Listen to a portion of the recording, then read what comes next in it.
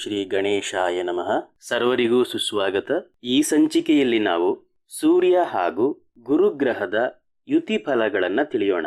ಯಾವುದೇ ಒಂದು ಜನ್ಮಕುಂಡಲಿಯಲ್ಲಿ ಒಂದೇ ರಾಶಿಯಲ್ಲಿ ಅಥವಾ ಒಂದೇ ಮನೆಯಲ್ಲಿ ಎರಡು ಅಥವಾ ಎರಡಕ್ಕಿಂತ ಹೆಚ್ಚು ಗ್ರಹಗಳು ಒಟ್ಟಿಗೆ ಕುಳಿತಿರುವಾಗ ಆ ಗ್ರಹಗಳು ಪರಸ್ಪರ ಯುತಿ ಸಂಬಂಧದಲ್ಲಿ ಇದೆ ಅಂತ ನಾವು ಹೇಳ್ತೇವೆ.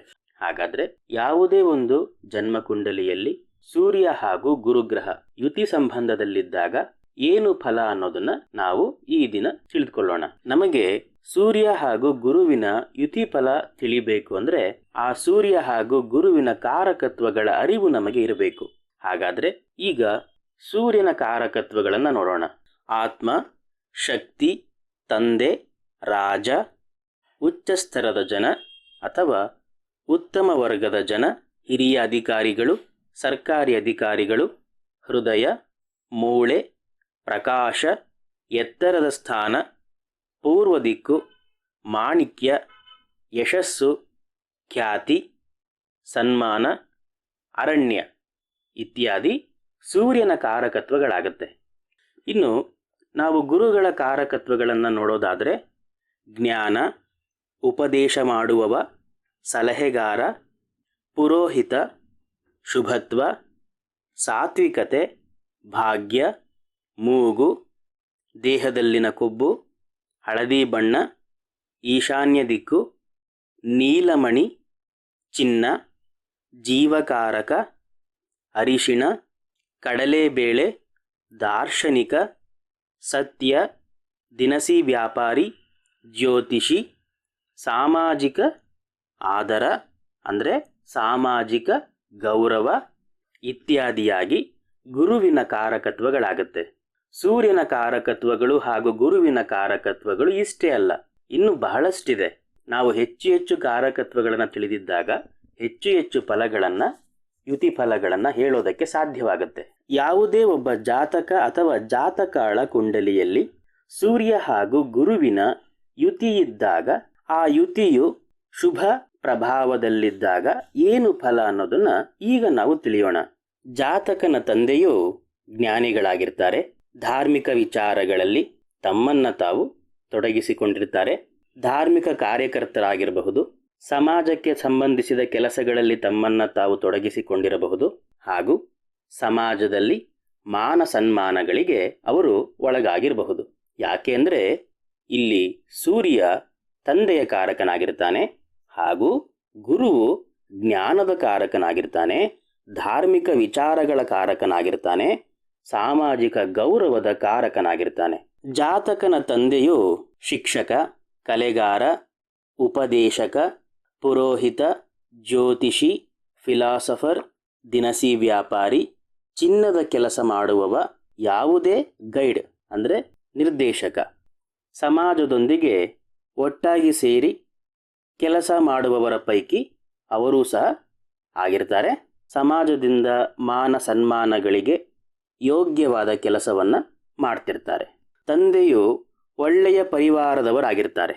ಯಾಕೆಂದರೆ ಇಲ್ಲಿ ಸೂರ್ಯ ತಂದೆಯ ಕಾರಕನಾಗಿರ್ತಾನೆ ಹಾಗೂ ಶಿಕ್ಷಕ, ಕಲೆಗಾರ, ಉಪದೇಶಕ, ಪೌರೋಹಿತ್ಯ ಅಥವಾ ಪುರೋಹಿತ, ಜ್ಯೋತಿಷಿ, ಫಿಲಾಸಫಿ, ದಿನಸಿ ವ್ಯಾಪಾರಿ, ಚಿನ್ನದ ಕೆಲಸ ಮಾಡುವಂಥದ್ದು ಇವೆಲ್ಲವೂ ಸಹ ಗುರುವಿನ ಕಾರಕತ್ವದಲ್ಲಿ ಬರುತ್ತೆ. ಗುರುವನ್ನು ಜೀವಕಾರಕನೆಂದು ಸಹ ಹೇಳಲಾಗುತ್ತೆ. ಗುರು ಪುರುಷ ಜೀವಕಾರಕ. ಒಂದು ವೇಳೆ ನಾವು ಈ ನಾಡಿ ಗ್ರಂಥಗಳ ದೃಷ್ಟಿಕೋನದಿಂದ ನೋಡೋದಾದರೆ ಸೂರ್ಯ ಮತ್ತು ಗುರುವಿನ ಯುತಿಯನ್ನ ಜೀವಾತ್ಮಯೋಗ ಅಂತ ಕರೀತಾರೆ. ಜೀವಾತ್ಮಯೋಗ ಅಂತ ಕರೀತಾರೆ. ಯಾಕೆಂದ್ರೆ ಸೂರ್ಯ ಆತ್ಮದ ಕಾರಕನಾಗಿರ್ತಾನೆ ಮತ್ತು ಜೀವದ ಕಾರಕ ಗುರುವಾಗಿರ್ತಾನೆ. ಜೀವಾತ್ಮ ಯೋಗ ಅಂದ್ರೆ ಆತ್ಮನ ಮೇಲೆ ಗುರುವಿನಂತಹ ಶುಭಗ್ರಹದ ಪ್ರಭಾವ, ಅರ್ಥಾತ್ ಪವಿತ್ರ ಆತ್ಮ ಅಂತ. ಪವಿತ್ರ ವಿಚಾರಗಳು, ಪವಿತ್ರ ಸಮಾಜಕ್ಕೆ ಸಂಬಂಧ ಹೊಂದಿದ ವ್ಯಕ್ತಿ ಅಂತ ನಾವು ಈ ಯುತಿಯಿಂದ ತಿಳಿದುಕೊಳ್ಳಬಹುದು. ಪುರುಷನ ಜನ್ಮಕುಂಡಲಿಯಲ್ಲಿ ಗುರು ಜೀವಕಾರಕನಾಗಿರ್ತಾನೆ. ಜಾತಕನ ಜನ್ಮಕುಂಡಲಿಯಲ್ಲಿ ಸೂರ್ಯ ಹಾಗೂ ಗುರುವಿನ ಯುತಿ ಇದ್ದಾಗ ಆ ಯುತಿಯು ಶುಭ ಪ್ರಭಾವದಲ್ಲಿ ಇದ್ದಾಗ ಸ್ವಯಂ ಜಾತಕನೂ ಸಹ ಉತ್ತಮ ವಿಚಾರವಂತ, ಸಮಾಜಕ್ಕೆ ಸಂಬಂಧ ಹೊಂದಿರುವ ಮತ್ತು ಸಮಾಜದಿಂದ ಗೌರವ ಪಡೆಯುವವನಾಗಿರ್ತಾನೆ. ನಾಡಿ ಗ್ರಂಥದ ಪ್ರಕಾರ ಜೀವಾತ್ಮ ಯೋಗದಲ್ಲಿ ಜಾತಕನ ವಿಚಾರ ಗುಣ, ಆತನ ಪೂರ್ವಜರ ಗುಣ ಅವರಲ್ಲಿ ಇರಬಹುದು. ಹಾಗೆಯೇ ಆ ಕುಲದಲ್ಲಿ ಆ ವ್ಯಕ್ತಿ ಮತ್ತೆ ಹುಟ್ಟಿದ್ದಾನೆ ಎಂದು ಹೇಳಲಾಗುತ್ತೆ. ಕುಲದ ಪೂರ್ವಜನೇ ಮತ್ತೆ ಹುಟ್ಟಿದ್ದಾನೆ ಅಂತ ಹೇಳಲಾಗುತ್ತೆ. ಅರ್ಥ ಆಗ್ತಿದೆಯಾ ನಿಮಗೆ? ನಾಡಿ ಗ್ರಂಥಗಳ ಪ್ರಕಾರ ಯಾವುದೇ ಒಂದು ಕುಂಡಲಿಯಲ್ಲಿ ಈ ಸೂರ್ಯ ಹಾಗೂ ಗುರುವಿನ ಯುತಿ ಇದ್ದು ಅದು ಶುಭ ಪ್ರಭಾವದಲ್ಲಿ ಇದ್ದಾಗ ಆ ಜಾತಕ ತನ್ನ ಪೂರ್ವಜನೇ ಆಗಿರ್ತಾನೆ. ಅಂದರೆ ಆ ಜಾತಕ ಹಿಂದೆ ಅದೇ ವಂಶದಲ್ಲಿ ಹುಟ್ಟಿದ್ದು ಈಗ ಆತನೇ ಪುನರ್ಜನ್ಮವನ್ನು ಪಡೆದಿರ್ತಾನೆ ಅಂತ ಹೇಳಲಾಗುತ್ತೆ. ಸೂರ್ಯ ಹಾಗೂ ಗುರುಗಳಿಬ್ಬರೂ ಸಹ ಮಿತ್ರ ಗ್ರಹಗಳು, ಪವಿತ್ರ ಗ್ರಹಗಳು, ಸುಂದರ ಗ್ರಹಗಳು ಹಾಗೂ ಇದೊಂದು ಸುಂದರ ಯೋಗ. ಜಾತಕನು ವಿಶೇಷ ಜ್ಞಾನದಿಂದ, ಜ್ಞಾನದ ಪ್ರಕಾಶದಿಂದ ಜನರನ್ನು ಜಾಗೃತಗೊಳಿಸ್ತಾನೆ. ಜನರಿಂದ ಸನ್ಮಾನವನ್ನೂ ಸಹ ಪ್ರಾಪ್ತಿಗೊಳಿಸಿಕೊಳ್ತಾನೆ. ಇಲ್ಲಿ ಪುರುಷನ ಕುಂಡಲಿಯಲ್ಲಿ ಗುರು ತನ್ನ ಜ್ಞಾನದ ಮೂಲಕ, ಏಕೆಂದರೆ ಗುರು ಸಹ ಜ್ಞಾನದ ಕಾರಕ, ಸೂರ್ಯನು ಪ್ರಕಾಶದ ಕಾರಕ, ಸಮಾಜದಿಂದ ಗೌರವವನ್ನು ಪಡಿತಾನೆ. ಈ ಗುರು ಹಾಗೂ ಸೂರ್ಯ ಯುತಿ ಇದ್ದಾಗ ಆತ ಸಮಾಜದಿಂದ ಗೌರವವನ್ನು ಪಡಿತಾನೆ. ಜಾತಕನು ಯಾವುದೇ ಸರ್ಕಾರಿ ಕೆಲಸದಲ್ಲಿರಬಹುದು, ಯಾವುದೇ ಸರ್ಕಾರಿ ಸಂಬಂಧಿತ ಕಾರ್ಯಗಳಲ್ಲಿ ಒಳಪಟ್ಟವರಾಗಿರಬಹುದು. ಸರ್ಕಾರದಿಂದ ಗೌರವ ಸನ್ಮಾನಗಳು ಉಂಟಾಗುತ್ತೆ. ಯಾಕೆಂದರೆ ಸೂರ್ಯ ಸರ್ಕಾರದ ಕಾರಕನಾಗಿರ್ತಾನೆ, ಗುರುವು ಜ್ಞಾನದ ಕಾರಕನಾಗಿರ್ತಾನೆ. ತಂದೆಯ ಹಾಗೆ ಜಾತಕನೂ ಸಹ ಸಮಾಜದಿಂದ ಸನ್ಮಾನ, ಹೆಸರು, ಗೌರವ ಇವುಗಳನ್ನು ಪಡೆದುಕೊಳ್ತಾನೆ.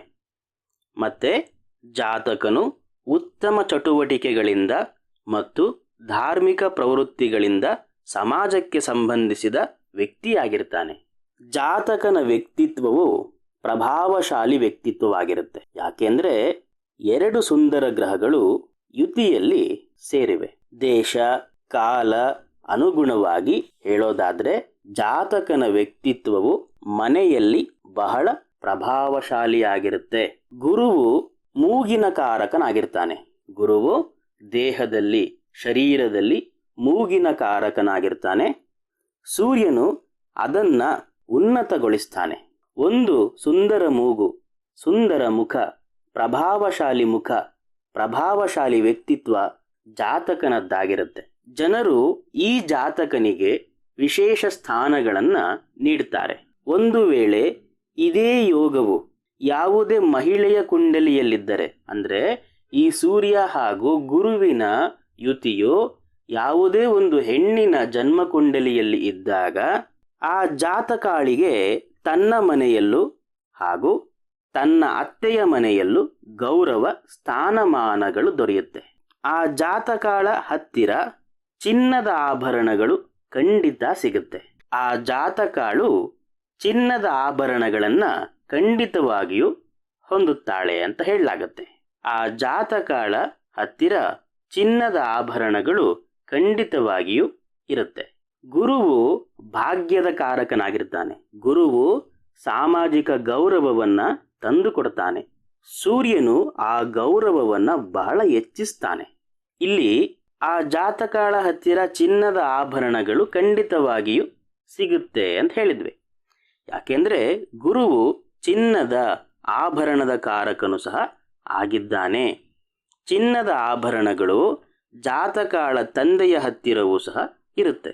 ಈ ಯುತಿಯು ಜಾತಕನಿಗೆ ಅಥವಾ ಆ ಜಾತಕಳಿಗೆ, ಜಾತಕನ ತಂದೆಗೆ, ಜಾತಕನ ಪರಿವಾರಕ್ಕೆ ಮಾನ ಸನ್ಮಾನದ ಯುತಿಯಾಗಿರುತ್ತೆ. ಒಳ್ಳೆಯ ವಿಚಾರಗಳಿಗೆ, ಒಳ್ಳೆಯ ಪದವಿಗಳಿಗೆ ಸಂಬಂಧಿಸುವ, ಸೇರಿಸುವಂತಹ ಯುತಿಯಾಗಿದೆ ಈ ಗುರು ಹಾಗೂ ಸೂರ್ಯರ ಯುತಿ. ಒಂದು ವೇಳೆ ಈ ಯುತಿಯ ಮೇಲೆ, ಅಂದರೆ ಈ ಸೂರ್ಯ ಹಾಗೂ ಗುರುವಿನ ಯುತಿಯ ಮೇಲೆ ಅಶುಭ ಪ್ರಭಾವವಿದ್ದಾಗ ಯಾವ ನಕಾರಾತ್ಮಕ ಫಲಗಳು ನಮಗೆ ದೊರೆಯುತ್ತೆ ಅನ್ನೋದನ್ನ ಈಗ ತಿಳಿಯೋಣ. ಈ ಯುತಿಯನ್ನ ಅಂದರೆ ಸೂರ್ಯ ಹಾಗೂ ಗುರುವಿನ ಯುತಿಯನ್ನ ರಾಹುವು ಹೆಚ್ಚಾಗಿ ಭ್ರಷ್ಟಗೊಳಿಸ್ತಾನೆ, ಅಂದರೆ ದೂಷಿಸ್ತಾನೆ. ಒಂದು ವೇಳೆ ರಾಹುವಿನ ಪ್ರಭಾವ ಈ ಯುತಿಯ ಮೇಲೆ ಬಂದರೆ ತಂದೆಗೆ ಸಂಘರ್ಷವನ್ನು ಹೆಚ್ಚಿಸ್ತಾನೆ, ತಂದೆಯ ಮಾನ ಸನ್ಮಾನದಲ್ಲಿ ಕಡಿಮೆಯಾಗುತ್ತೆ, ಜಾತಕನನ್ನ ತನ್ನ ಕುಟುಂಬದ ವಿರುದ್ಧವೇ ನಿಂತು ಮಾತನಾಡುವ ವ್ಯಕ್ತಿಯನ್ನಾಗಿ ಮಾಡುತ್ತೆ. ಯಾಕೆಂದ್ರೆ ರಾಹುವು ಅಸಂಪ್ರದಾಯಕನಾಗಿರ್ತಾನೆ. ಜಾತಕನ ಆಲೋಚನೆಗಳು ಕುಟುಂಬದ ವಿರುದ್ಧವಾಗಿರುತ್ತೆ. ಈ ರಾಹುವು ಸೂರ್ಯನ ಪ್ರಕಾಶದಲ್ಲಿ ಕಡಿಮೆ ಮಾಡ್ತಾನೆ, ಅಂದರೆ ಅರ್ಥ ಈ ರಾಹು ಸೂರ್ಯನ ಪ್ರಕಾಶವನ್ನ ಮರೆ ಮಾಡ್ತಾನೆ, ಅದನ್ನ ದೂಷಿಸ್ತಾನೆ. ಆದ್ದರಿಂದ ರಾಹುವಿನ ಪ್ರಭಾವವು ಈ ಯುತಿಗೆ ನಕಾರಾತ್ಮಕವಾಗಿರುತ್ತೆ. ರಾಹುವಿನ ಪ್ರಭಾವವು ಜಾತಕನಿಗೆ, ಆತನ ತಂದೆಗೆ, ಆತನ ಕುಟುಂಬಕ್ಕೆ, ಸಮಾಜದಲ್ಲಿ ಅವರ ಸ್ಥಾನಮಾನಗಳನ್ನು ಕೆಡಿಸುವ ಪ್ರಭಾವವನ್ನು ಉಂಟು ಮಾಡುತ್ತೆ. ಈ ಪ್ರಕಾರವಾಗಿ ನಾವು ಈ ಸೂರ್ಯ ಹಾಗೂ ಗುರುವಿನ ಫಲಗಳನ್ನು ಹೇಳಬಹುದು. ಈ ರೀತಿಯಾಗಿ ಹೆಚ್ಚು ಹೆಚ್ಚು ಕಾರಕತ್ವಗಳನ್ನು ನೀವು ತಿಳಿದುಕೊಂಡಿದ್ದರೆ ಮಾತ್ರ ಅವುಗಳನ್ನು ನೀವು ಸೇರಿಸಿ ಈ ಯುತಿಯ ಫಲಗಳನ್ನು ಹೇಳೋದಕ್ಕೆ ಸಾಧ್ಯವಾಗುತ್ತೆ. ಇದು ಸೂರ್ಯ ಹಾಗೂ ಗುರುಗ್ರಹದ ಯುತಿಯ ಫಲ. ಮುಂದಿನ ಸಂಚಿಕೆಯಲ್ಲಿ ನಾವು ಮುಂದಿನ ಗ್ರಹಗಳ ಯುತಿಗಳ ಫಲಗಳನ್ನು ತಿಳಿಯೋಣ. ಯಾವುದಾದರೂ ಪ್ರಶ್ನೆಗಳಿದ್ದಲ್ಲಿ ನೀವು ತಿಳಿಸಬಹುದು. ಧನ್ಯವಾದಗಳು. ಶ್ರೀಕೃಷ್ಣ ಅರ್ಪಣಂ.